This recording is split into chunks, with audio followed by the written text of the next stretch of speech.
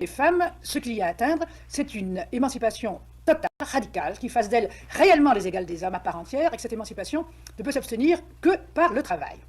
Il faut que les femmes travaillent exactement d'une manière aussi universelle, que ça soit aussi normal pour elles que pour les hommes, pour que, sur les plans intellectuels, psychologiques, moraux, elles puissent également se sentir, et profondément et de l'intérieur, les égales des hommes. On a voulu absolument substituer à la famille tous les modes de garde collectifs possibles et imaginables. La mission sociale de la mère de famille, qui est devenue la mère au foyer. Et les jeunes filles, les jeunes femmes ne veulent plus, elles s'imaginent qu'elles ne pourront s'affirmer que dans un travail à l'extérieur. Non, pas du tout. Non. En ce moment, c'est ce que je fais, mais par la force des choses. Non. Hors de question. Vous voulez travailler? Bah oui, on travaille. Le droit de la femme. Est-ce que c'est réellement de la liberté aller travailler 35 heures par semaine pour subvenir à ses besoins et finir dans la rue comme les gens derrière si tu vas pas travailler? Liberté. Ouais, tant que t'es indépendant, c'est la liberté. Faut que je travaille. Je suis beaucoup trop indépendante, j'ai besoin d'avoir ma liberté. Une femme qui veut absolument mettre ses enfants à la crèche et qui veut absolument faire une carrière, je n'ai absolument rien à lui dire si c'est son envie. Mais si elle veut élever son enfant, on lui donne quoi? On lui propose quoi? À l'heure actuelle, les femmes perçoivent une aide pour mettre leurs enfants à la crèche. Alors qu'avant, elles percevaient une aide pour élever leurs enfants. Mes revenus me permettaient à ce qu'elle puisse rester à la maison. Donc elle est restée 1 an et demi à s'occuper de l'enfant. Inconsciemment, je crois qu'elle aurait préféré travailler. Et la preuve, puisque ses motifs, c'est que elle déclare qu'elle étouffait. Donc inévitablement, elles sont sollicitées par des collègues de travail, qui sont souvent masculins en général. Et le mari, le père, se retrouve en concurrence avec ces hommes-là. Tu vas au taf, tu t'habilles pas sexy parce que tu sais que tu veux faire une meuf sérieuse au taf. Bah pourquoi pas avec ton copain? Parce que déjà mon copain il doit m'accepter comme je suis. Et genre pas ton patron. Vous êtes les esclaves de votre patron et puis votre mec, vous faites les balignes avec. Alors là déjà, il y avait un doute et puis après, avec d'autres collègues de son bureau, je savais qu'elle avait eu des rapports. Et alors, naturellement, le fait qu'elles ont des revenus qu'elles n'avaient pas auparavant, puisqu'avant elles disaient à leur mari de leur donner de l'argent, alors que maintenant ils n'ont plus besoin de lui pour ça, excepté dans le divorce, naturellement, eh bien elles peuvent s'acheter de la toilette, se faire des soins de beauté, et puis tout cela, créer un environnement au travail, disons, qui sollicite les hommes qui l'entourent. Juste au taf, on peut pas s'habiller comme on veut, c'est normal, genre il y a quand même des règles de bienséance, on va dire. Oui, mais alors pourquoi tu as le droit de respecter le patron et pas ton copain? Parce que mon copain c'est pas un patron et c'est pas mon patron. Il est pas censé nous diriger. Voilà, et c'est pas mon patron. Un Français sur 4 serait déjà tombé amoureux dans son entreprise et 44% des Français ne seraient pas opposés sur le fait d'avoir tout simplement une idylle avec un ou une collègue de bureau. Ramenez votre partenaire à votre travail, elle va pas se comporter comme elle se comporte d'habitude là-bas. Les gars, quand je vous dis le flirt là-bas, il est présent à 100%, c'est pas des blagues. Ouais, là, tu vois, je crois que pour le bilan 2024, on est bon. T'as vu les statistiques? Waouh, ma chérie a fait de la comptabilité. Qu'est-ce que tu fais là? Tu vas au travail pour travailler, mais hors toi, quand tu vas au travail, tu as ton amant qui est là-bas au travail, c'est ton collègue. Une infidélité sur 2 se passe dans les parties des soirées de soirées professionnelles. Tout simplement parce que c'est un lieu où on demande d'être au mieux finalement de soi-même. Dès le test d'embauche, en fait, on doit se montrer sous son meilleur jour. Et le jeu du pouvoir, il passe par la séduction, en fait. Il y a des rapports de domination, il y a des rapports de pouvoir, il y a aussi des rapports de soumission, et que c'est un vrai fantasme pour les personnes qui sont comme ça régies par un rapport hiérarchique. Alors, bien sûr, je passe le cas où il y en a qui en usent, mais il y a une certaine fascination du pouvoir, et il y a une certaine fascination aussi à essayer de donner le meilleur de soi-même pour pouvoir briller aux yeux de l'autre et être admiré. Avant que je commence mon service, la plupart des médecins et des infirmières couchent entre eux pendant la nuit. Que la force soit avec toi. J'ai envie de te dire tous mes condoléances. Mais ce sont des jeux à connotation sexuelle entre adultes consentants et ça s'arrête là. Quelqu'un qui peut décrocher son téléphone et dire à ta femme d'être quelque part, donc quelqu'un qui a plus de contrôle et d'influence sur ta femme que toi. Je suis pas jaloux, son boss il est trop sympa, il est super cool. Et en plus là, ils partent en séminaire quelques jours là, pour le travail. On passe la grande partie de notre temps au travail. Donc voilà, c'est normal. On a l'autre sous les yeux en permanence, ou en tout cas, on sait qu'il n'est pas très loin, à la porte d'à côté, et que c'est vrai que le fait de le savoir proche, comme ça, va augmenter encore une forme de désir. Je l'interdis. Et c'est vrai qu'on l'a vu, c'est-à-dire qu'il y a peut-être quelque chose d'interdit dans de draguer quelqu'un, voilà, d'excitant, d'interdit. Côté interdit, clairement, hein, ça va attiser les désirs sexuels, c'est le côté beaucoup plus passionnel, c'est sûr. Mais c'est comme ça qu'en fait, on a fait rentrer le diable dans nos vies, dans nos foyers. Tu sais, souvent, des fois, les gens vont dire, mais le couple là, il s'aimait beaucoup, mais qu'est-ce qui s'est passé? Ton conjoint n'est pas au courant, pour ceux qui ne sont pas spirituels, parce que quand on est spirituel, Dieu nous avertit. Vous êtes en train de mettre un stress à nos téléspectateurs qui nous regardent et qui se disent « Le mien est au bureau, la mienne est au bureau. Reste vigilant. Ces femmes qui disent « je ne laisserai jamais mon mari me dire quoi faire » dès que leur patron leur dit « et j'ai besoin que vous rendiez ça avant 17h ». Elles disent « oui monsieur ». Parce qu'effectivement, il y avait cette pression sociale de dire « tu ne pourras pas te réaliser si tu ne travailles pas ».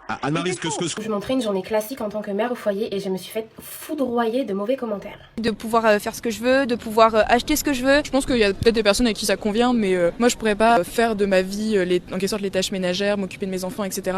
Non, moi je pourrais pas non plus, dans le sens où je pense qu'il y a une séparation à faire entre être à la maison et au travail. Je pense que chaque individu a besoin de s'épanouir autrement que dans son foyer. Il veut que sa femme reste à la maison. Non, red flag. Red flag pour toi? Red flag aussi. Fais ce qu'on veut. Il veut que sa femme reste à la maison.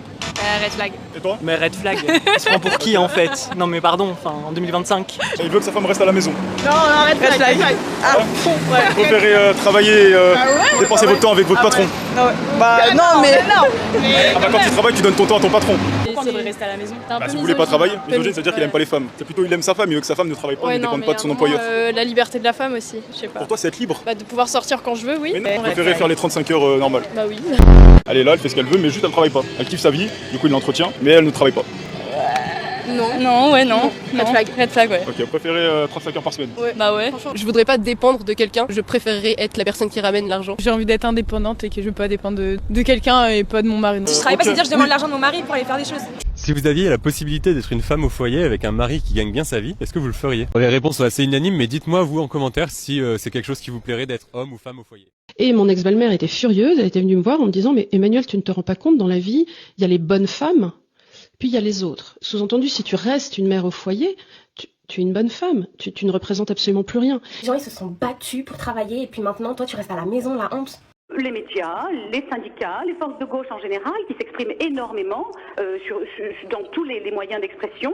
Depuis une quarantaine d'années en France, on a tout fait pour dévaluer la famille à tous les niveaux. Mais ça prouve que ton instinct a su résister à la pression sociale. Mais c'est ça que je voudrais dire aux femmes, c'est que dans le fond, votre instinct. Écoutez votre instinct et vous en avez rien à foutre de ce qu'on pense de vous. Moi, quand maman ressentait ça... Les femmes sont beaucoup plus sensibles parce que les gens Mais bien sûr, pensent parce qu'on fonctionne en groupe et on fonctionne par le verbal. Littéralement tout le monde leur dira sauter et elles sauteront, mais quand leur mari qui a une alliance avec Dieu pour vous protéger et subvenir à vos besoins vous dit que je ne pense pas que vous devriez faire ça, ça devient un problème et vous êtes opprimé. Vous en avez rien à foutre que ce que des connes qui lisent, qui lisent Cosmo pensent de vous. Dans les années 60 et 70, une deuxième vague féministe vient bouleverser les normes sociales en vigueur. Le paradigme de la femme au foyer est remis en question au profit d'une émancipation par le travail et l'indépendance financière. Et on voit une mobilisation qui prend de l'ampleur dans plusieurs pays occidentaux, portée par des figures intellectuelles et militantes qui marquent cette époque. Aux États-Unis, Betty Friedan publie La femme mystifiée en 1963, un livre choc qui dénonce des femmes qui sont enfermées dans un rôle domestique. N'est-ce pas ironique? Parce que c'est exactement ce que Betty Friedan disait. Il faut que vous quittiez votre camp de concentration confortable. Votre prison à la maison est une prison. Mais maintenant, les occidentales disent en masse. En fait, la vraie prison, c'est le travail. Vous autogérez et vous renvoyez l'image que vous voulez. Dans les années 80, les femmes s'intègrent massivement au monde du travail. Une évolution portée à la fois par la crise économique qui pousse de nombreux foyers à rechercher un second revenu, par les besoins de consommation croissants et par le développement des emplois dans les services. Mais aussi par une profonde transformation des mentalités. Les combats féministes des décennies précédentes, la revendication d'autonomie et le désir d'un statut social propre, encourageant les femmes à sortir du foyer. Travailler n'est plus seulement une nécessité, c'est devenu une norme d'émancipation. Un progrès qui ne s'accompagne pas pour autant d'une répartition équitable des tâches domestiques. On parle désormais vraiment de double journée. Les femmes ont un emploi salarié le jour et ont en charge la gestion du foyer le soir. Dans des publicités pour des grandes marques de cosmétiques, on véhicule l'image d'une femme indépendante, professionnelle, mais toujours très élégante. Des publicités pour de la lessive valorisent des femmes en tailleur rentrant du travail et lançant une machine, et c'est aussi l'époque des séries comme Sex and in the City ou Ally McBeal, qui mettent en avant des femmes actives et ambitieuses qui jonglent en permanence entre leur vie professionnelle et leur vie personnelle, avec en toile de fond une exigence de maîtrise totale. Les filles, le féminisme a tué notre féminité. Je m'explique.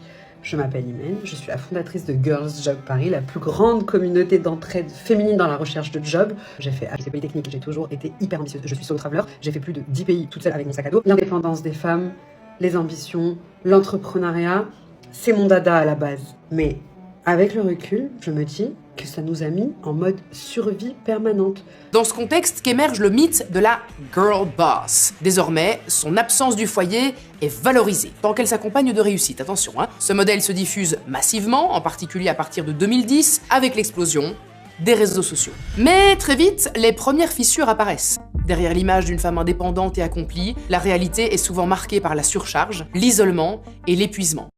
Et pour beaucoup, la promesse que la réussite professionnelle suffirait à tout combler, elle ne tient plus. Marie Anti, 38 ans, a tout pour plaire. Grande, sportive, un haut poste dans la finance. Pourtant, elle est célibataire depuis plusieurs années. On dit aux femmes d'être comme les hommes, d'être aussi promiscuité qu'elles le souhaitent, de se comporter comme un homme, tu vois. Je suis triste de dire ça, mais durant toutes les années passées ici en Suède, je n'ai jamais été approchée par un homme dans la rue, ni même reçu un compliment. Voilà. Grimper les échelons de l'entreprise, obtenir des diplômes. Et maintenant, il y a des femmes de 40 ans qui ont gravi les échelons pro, ont une maison, une Tesla, ont remboursé leurs dettes. Sont des mamans géniales pour leurs 3 chats. Pourquoi est-ce que je ne trouve pas d'homme? Je suis attirante. Parce que tu t'es transformé en homme. Tu as accompli tout ce qu'un homme est censé accomplir pour attirer une femme, et maintenant tu t'es mis hors du marché des rencontres. On le sait nous-mêmes en tant qu'hommes, quand on entreprend, on finit par développer une certaine dureté, une capacité à prendre des décisions froides, rationnelles. C'est d'ailleurs comme ça qu'on devient les hommes que vous attendez de nous, des leaders, des piliers. Parce que vous le dites souvent, on veut un homme qui sait prendre des décisions, qui sait être ferme quand il le faut. Et si une femme adopte ce même schéma, cette même dureté, parce que oui, à force d'entreprendre, c'est ce genre de caractère qu'on développe, elle finit par incarner une énergie trop masculine. Et ça, c'est pas intéressant. Quand ton supérieur hiérarchique est une femme, tu es mort. Tu es mort parce qu'en fait c'est la dictature. Là, d'avoir ce rôle de supérieur hiérarchique, ça vous fait pousser des ailes. Un homme déjà forgé, qui assume sa famille, le côté aussi financier, qui subvient aux besoins de sa famille, ne recherche pas une femme qui lui ressemble sur ce point. À quoi bon? Il ne veut pas une partenaire dure, compétitive, qui gère comme lui. Il cherche l'opposé. J'ai l'impression que c'est à moi de leur ouvrir les bras, de sortir le drapeau blanc, de leur dire c'est bon, n'ayez pas peur, je ne mords pas. Il y a très peu d'hommes qui, encore une fois, par hypergamie, sont à ton niveau ou plus haut. Et ces hommes qui sont à ton niveau ou plus haut, ils ne cherchent pas une boss bitch de 40 ans. Je n'ai plus envie de devoir me battre pour survivre financièrement. Je suis fatiguée. Ça m'a épuisée. Vous n'êtes pas obligée de tout endurer toute seule. Bien sûr que vous êtes capable de monter ce meuble Ikea, mais ça ne serait pas grave d'admettre que vous auriez bien besoin de la force d'un homme pour vous aider. Bien sûr que vous savez vous occuper de vos enfants, de votre maison, de votre travail, de vos courses, mais qui s'occupe de vous? Je parle avec le recul, j'ai été élevée pour être une femme indépendante. J'ai été élevée par une mère qui m'a sans arrêt répété « Ah, ou pas besoin de mon vie ». Aujourd'hui, voilà les conséquences. Je suis une femme, j'ai été forte, j'ai été indépendante, j'ai été seule, j'élève mon enfant seule. Si je peux dire quelque chose aux jeunes femmes à l'heure actuelle, c'est travailler votre énergie féminine. Parce qu'on attire, en fait, on vibre à une fréquence, on va attirer tout ce qu'on ne veut pas si c'est ce à quoi on pense constamment. Tu travailles pour un employeur. C'est pas trop de l'indépendance, travailler pour quelqu'un d'autre. Non, oui, dans ce sens-là. Alors tu auras le choix de faire en sorte que ton mari te donne de l'argent. Mais tu travailles, tu es dépendante de ton mari, donc ça veut dire si demain tu as envie de le quitter. Tu préfères dépendante de ton mari ou de ton employeur? mais t'as de l'argent pour justement quitter ton mari si ça va pas. Alors que si, imaginons, ça va pas avec ton mari, tu travailles pas, t'es bloqué à la maison, bah tu peux rien faire. Tu donnes de l'argent dans tous les cas, t'auras un petit peu d'argent. Ouais, mais c'est horrible, attends. Non. Déjà, de 1, vous allez attirer ça. Puisque c'est ce qui est dans votre esprit constamment. C'est que maintenant, on doit être des femmes et des hommes en même temps. Et ce n'est pas possible. Chacun a son utilité. Le terme de charge mentale, théorisé dès les années 80 par la sociologue Monique Eco, il met un mot sur un malaise diffus que beaucoup vivaient en silence, sans savoir comment l'exprimer. Déjà, à cette époque, certaines femmes choisissent une autre voie avec un retour à des formes de vie plus lentes et plus centrées sur le foyer. Mais cette quête de cohérence s'accompagne d'une contrainte non négligeable. Dans la majorité des foyers, 2 revenus restent indispensables pour la survie. Je me lève tous les jours à 6 heures. Si un jour je me lève à 6h15, ça décale tout mon programme, en fait. Et donc, automatiquement, en fait, le fait d'être quelqu'un qui s'organise, le fait d'être fatigué ou pas, tu dois te lever pour t'occuper de ton enfant, faire les devoirs le soir, alors que toi, tu rentres aussi du boulot, tout ça. Ensuite, être en même temps la maman douce qui fait des câlins, mais être aussi la maman très dure pour celles qui y parviennent. Mais en fait, automatiquement, ça te développe aussi en plus de la société dans laquelle on vit, où on a nos réalités. Moi, je parle encore de femmes de ma communauté. À la maison, tu arrives, tu es le père et la mère. Quand tu as mis en place ce genre d'organisation dans ta vie, tu ne peux pas permettre à n'importe quel kéké de débarquer pour te foutre ça en l'air. Parce que ça vous nuit. Ça vous nuit. Je vous le dis, c'est pas comme ça que la nature est faite. On est complémentaires. Mais pour trouver l'autre, pour trouver la personne qui va être en compatibilité avec nous, il y a des choses qu'on doit laisser partir. Des fois, c'est douloureux et des fois, on refuse de l'admettre. Mais c'est parce qu'on souffre qu'on prend ces décisions-là. On vit dans un monde qui fait croire aux femmes qu'elles n'ont pas le droit d'être vulnérables. Et ce sont ces femmes exactes que je ramasse à la petite cuillère en coaching. Ces femmes fortes et épuisées, avec des cernes sous les yeux, mais fières de dire « Je sais tout faire comme un homme, mon existence est valide ». Ces femmes ne savent plus lâcher prise. Elles ne savent même plus ce que c'est de se délecter dans leur féminin. Et elles se demandent pourquoi elles n'arrivent pas à trouver l'amour. Mais comment faire de la place dans son cœur pour l'amour des hommes quand on s'est transformé en preuve vivante qui ne servent à rien? Remettez en place votre féminité, remettez en place votre amour de vous-même, votre tendresse, votre douceur. Et soyez vigilante à qui vous attirez dans votre vie. Il y a des histoires qui vous guérissent. Et je vous le souhaite vivement. Comment l'Église a transformé le cerveau des Européens et a rendu le continent très riche, au passage. Dans la Genèse, Isaac demande à son fils d'aller se marier à la fille du frère de sa mère, donc sa cousine.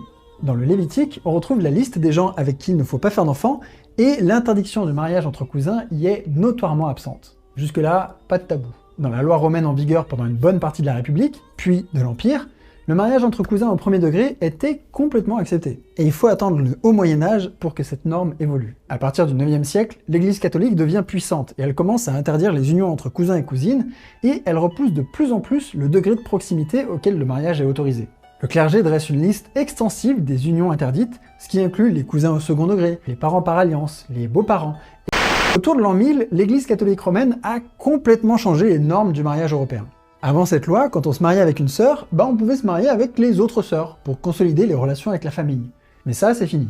Il n'y a plus de polygamie, la mariée doit dire oui, et les unions consanguines sont sévèrement sanctionnées. Pour l'Église, cette interdiction était probablement extrêmement intéressante économiquement. Avec les mariages consanguins, les biens et les terres restent à l'intérieur des familles nobles par le jeu de l'héritage. En érodant les liens à l'intérieur de ces dynasties, l'Église s'assurait que les lignées finissent sans héritier et que leurs riches héritages finissent par être donnés au clergé. Dans tous les cas, l'effet de cette nouvelle norme de mariage a été spectaculaire sur les sociétés européennes. Joseph Heinrich, professeur à Harvard, a exploré ce sujet dans une série de travaux de recherche qui ont donné ce livre. Et honnêtement, j'ai rarement vu des études aussi fascinantes. Dans cette étude, ils ont observé plusieurs choses. Premièrement, plus un pays a passé de siècles sous le contrôle de l'Église catholique, moins il y aura de mariages consanguins aujourd'hui. Deuxièmement, moins il y a de mariages en famille dans un pays, plus les gens auront des traits de personnalité individualistes. Heinrich et ses collègues ont rassemblé 24 variables psychologiques et ils ont montré assez solidement que celles-ci étaient corrélées avec l'influence culturelle de l'Église. Par exemple, les églises catholiques orientales comme l'Église orthodoxe ou l'Église apostolique assyrienne et toutes les autres branches qui ont poussé à l'est de Rome ont une version diminuée des règles sur l'inceste et ont également une version diminuée des scores de psychologie individualiste. Ça marche également quand on regarde de plus près. Dans chaque diocèse, plus d'exposition à l'Église catholique romaine et à ses normes de mariage veut aussi dire plus d'individualisme. D'autres traits psychologiques suivent, comme une plus grande sensibilité à l'équité interpersonnelle ou moins de sensibilité au conformisme. On est obligé de trouver des partenaires un peu plus loin, ce qui implique de faire confiance dans d'autres familles, ce qui augmente la confiance interpersonnelle. On peut pas juste compter sur le cercle familial, donc on doit aussi faire confiance aux institutions. Selon Heinrich et ses collègues, toutes ces normes culturelles et cette nouvelle psychologie qui émerge à partir du Moyen-Âge a un impact très fort sur le taux d'innovation et d'entreprise. Devoir partir de la famille force les gens à mélanger leurs idées avec celles d'étrangers. Ils partent faire des apprentissages à l'autre bout du pays et ils reviennent avec des idées exotiques. Avoir moins peur de sortir du lot amène à prendre plus de risques et ces nouvelles idées créent des richesses et c'est assez fou de se dire que tout ça vient de l'interdiction de sortir avec sa cousine.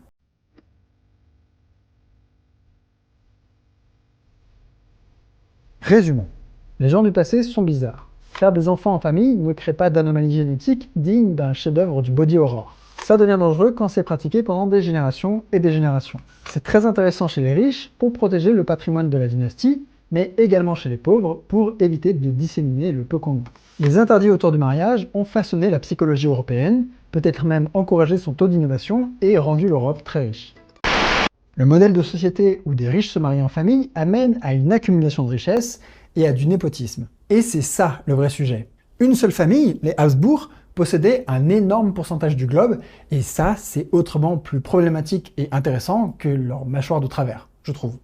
Les familles nobles d'Europe qui se mariaient entre cousins grâce à des dispenses papales étaient finalement des tricheurs, parce qu'ils se mariaient avec des règles largement plus avantageuses que le petit peuple. Des applis qui sont dédiées à trouver des partenaires du même statut cartonnent dans la haute, et on trouve même de très nombreuses agences matrimoniales qui sont assez exceptionnelles.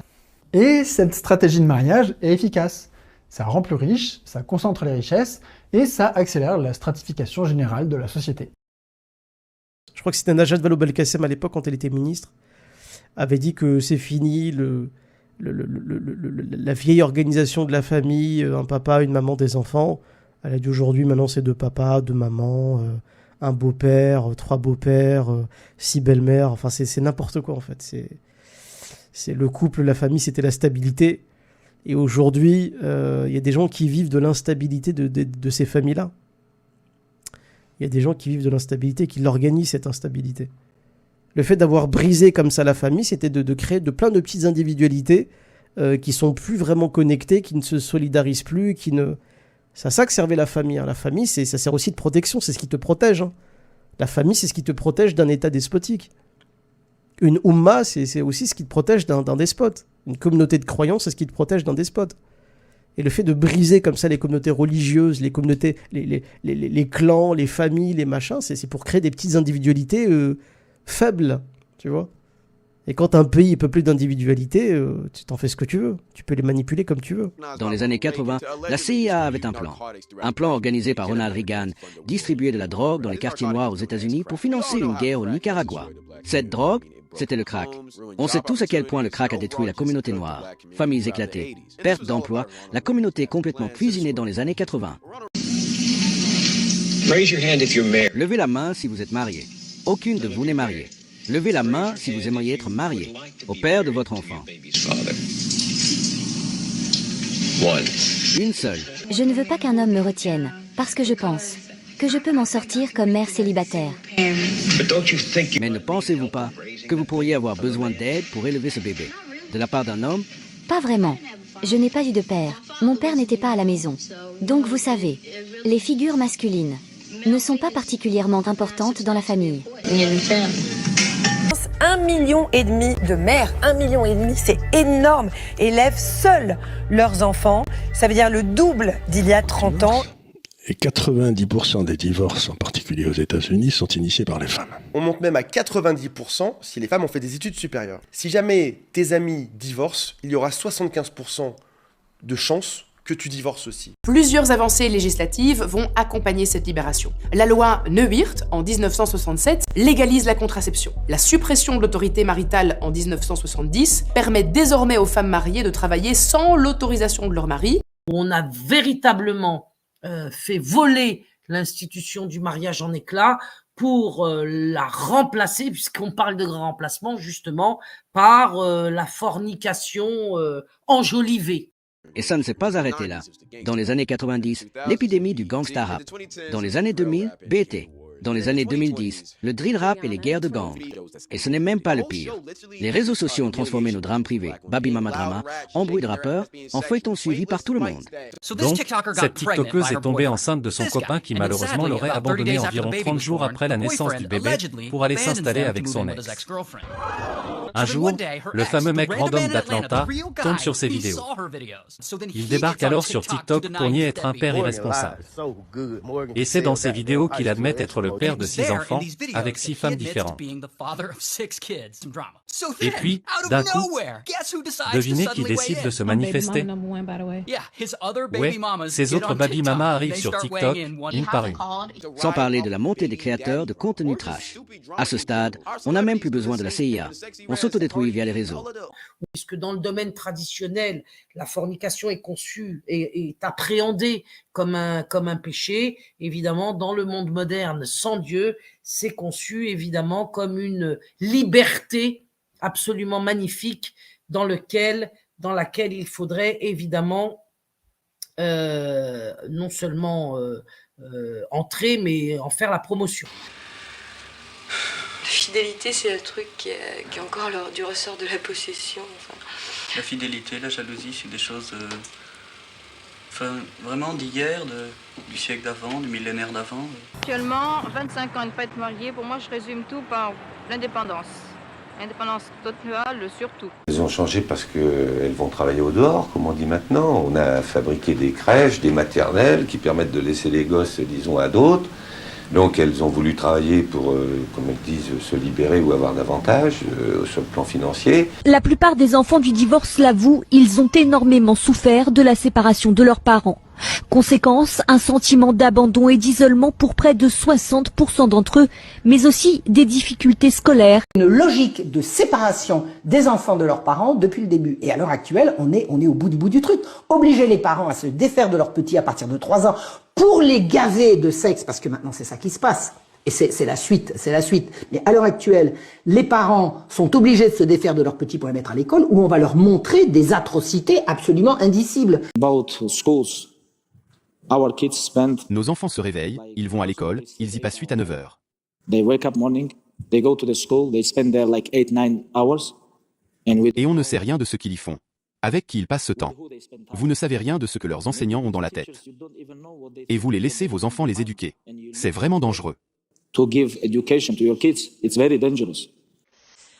Du coup, bonjour. Je suis étudiante en Master MEF pour être professeur d'SVT.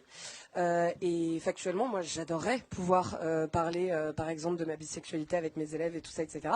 Le souci, c'est qu'on me répète H24 en cours que le prof se doit d'être neutre politiquement. J'adore cette question. Parce que je suis là en tant que présidente de SOS Homophobie, mais moi, dans la vraie vie, je suis prof. J'interpelle le ministre de l'Éducation nationale qui, vous vous rappelez peut-être, à la rentrée avait dit que la priorité pour lui était de mettre dès le primaire l'éducation sexuelle au cœur des enseignements. Et ces enseignements sont tantôt dispensés par l'infirmière scolaire, tantôt dispensés par la maîtresse, tantôt dispensés par des associations extérieures à l'école qui sont en fait des associations de lutte contre l'homophobie. Donc là, on voit bien qu'il y a une sorte déjà de confusion entre l'instruction et une forme de militantisme, etc. Mais on est très très fort pour tricher. Donc on triche. Vous savez, beaucoup de gens dérangés travaillent aussi dans les écoles et éduquent vos enfants. Des gens qui, si vous parlez en tête-à-tête avec eux, vous ne voudriez même pas passer 5 minutes avec eux. Mais ils passent 8 heures avec vos enfants, et tous les jours en plus. Vous devez contrôler cela. Le prof de lycée qui a été viré, et voilà, parce que des étudiants qui ont trouvé son compte OnlyFans. Quand on nous dit ça dans la loi, c'est la politique politicienne, on est prof, c'est pas nous. Voilà. Donc ça nous arrange, voilà. Et puis petite astuce, moi j'ai jamais dit à mes élèves que j'étais lesbienne. Les personnes qui sont vers les premiers rangs verront mes chaussures. J'ai des lacets arc-en-ciel.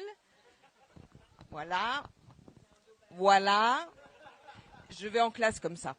La LGBTisation de l'école, c'est une forme de sexualisation de l'école. La sexualisation de l'école déjà ayant été absolument antérieure à la LGBTisation de l'école, c'est le cadre de la mort de l'innocence des enfants. Voilà. Jusqu'à présent, et y compris l'école de Jules Ferry, considérait tout de même que l'école devait être un lieu qui respecte l'innocence des enfants. Maintenant, c'est terminé. L'école est maintenant un lieu qui doit permettre aux enfants de faire des péchés. Plainte de la part de parents qui nous disent que voilà, en CM1, des enfants 9-10 ans, au cours d'un atelier pédagogique, sont sortis complètement traumatisés parce que l'infirmière scolaire qui se chargeait de l'atelier ce jour-là leur a expliqué que, je cite, et je m'excuse pour les personnes sensibles, pour le plaisir, une fille du garçon, 9 ans. Le garçon la fille et peut quelque chose, il a essayé de du garçon. L'objectif affiché par le ministre de l'Éducation nationale était de lutter contre les abus sexuels, puisqu'on sait que les chiffres officiels rapportent 1 enfant sur 10, soit 3 enfants par classe victimes d'abus sexuels. Mais vous savez, il y a encore des pays où il existe encore des clans très puissants, où c'est des clans, des familles qui sont très puissantes et très nombreuses. En fait, ces familles-là, elles ont un pouvoir monstrueux, hein, parce qu'elles ont des gens dans la police, elles ont des gens dans la finance, elles ont des gens dans... Donc un clan qui est organisé, c'est une arme redoutable contre un pays, en fait, contre des gens qui gèrent le pays et surtout qui le gèrent mal. C'est pour ça que le mariage, le fait de se marier, d'avoir beaucoup d'enfants, le fait de respecter la filiation en islam, c'est une protection, hein, tout ça. Hein. On la voit pas la sagesse tout de suite, mais c'est beaucoup de protection. Mais pour certaines militantes, eh bien, ce retour au rôle genré a des allures de trahison. Comme si ces femmes-là reniaient des décennies de lutte et qu'elles validaient, même involontairement, un système inégalitaire. Il ne s'agit pas juste de faire le ménage ou des gâteaux. On parle ici d'élever, d'organiser, de bâtir un quotidien solide et avec, à la clé, l'apaisement d'une vie moins éparpillée et plus enracinée. Certaines parlent même de reconnexion à leur corps, à leurs émotions, à une forme de stabilité qu'elles n'avaient jamais connue. Il y a un sentiment de maîtrise avec la possibilité de créer une atmosphère, un cadre et un espace harmonieux dans le quotidien. Enfin, il y a le sens. Ce modèle donne une mission à chaque geste. On ne perd pas sa journée à faire à manger ou à ranger, on prend soin, on crée du beau et du bon. Et ce qui s'est produit malheureusement, c'est que beaucoup de femmes se font de la vie masculine un idéal. C'est une drôle d'idée, parce que je ne trouve pas la vie des hommes si idéale que ça, mais rêvent d'être l'équivalent d'un monsieur qui se lève à 7h30 du matin, prend sa serviette sous son bras, avale rapidement son café et se précipite au bureau. Alors ça, comme une idée de la libération, je veux dire que c'est une idée qui me laisse froide. Et l'idée de la carrière, l'idée du succès d'argent, du succès de domination, devient pour la femme, ça se voit très bien quand on lit certaines revues féministes, l'idéal du succès humain. À mon avis, c'est une défaite épouvantable. Moi, je suis désolée, mais je suis très contente. Mes 2 filles, elles ont une mention très bien à leur bac scientifique. Elles n'ont pas les cheveux roses et elles font des études brillantes. Et ça, c'est parce que moi, j'étais là tous les jours. Il y a des féministes qui te disent, nous, les femmes, on a droit au travail. Vous n'avez pas droit au travail, vous êtes obligés de travailler. La vraie femme balèze, c'est celle qui dit, moi, j'échappe au travail, je me fais entretenir par un mec. À la limite, c'est la vraie balèze. Celle qui dit, je travaille, je suis une bonne combattante féministe. Je lui dis, t'as rien gagné du tout. T'es obligé de travailler, et avant, t'étais obligé à la limite d'obéir à un mari que t'avais choisi. Là, t'obéis à un patron que t'as pas choisi. Tu vois ce que Si vous deviez citer un métier qui vous fait rêver. Un métier qui nous fait rêver. Ouais, pas forcément celui que vous faites aujourd'hui, mais quelque chose que tu aimerais faire. Moi, dans mes rêves, je travaille pas, je fais pas de métier. C'est la meilleure réponse qu'on m'a donnée sur cette question. Tout le monde, en fait. Tout le monde n'ose pas dire. Mais les gens n'osent pas le dire. J'ai ma bagnole, je paie mon loyer. Ça va pas, je prends le suivant. Chez nous, ça n'existait pas, ça. On n'était pas assisté, la femme. On était considéré, et le mari il travaillait pour la maison, et on élevait les enfants, on tenait la maison, on faisait à manger. Mais c'était merveilleux, ça. Et on ne gagnait pas des 100 et des 1000. Mais c'était superbe. A friend of mine, he said, "Don't love your job, job your love." So don't. I love that. Yeah.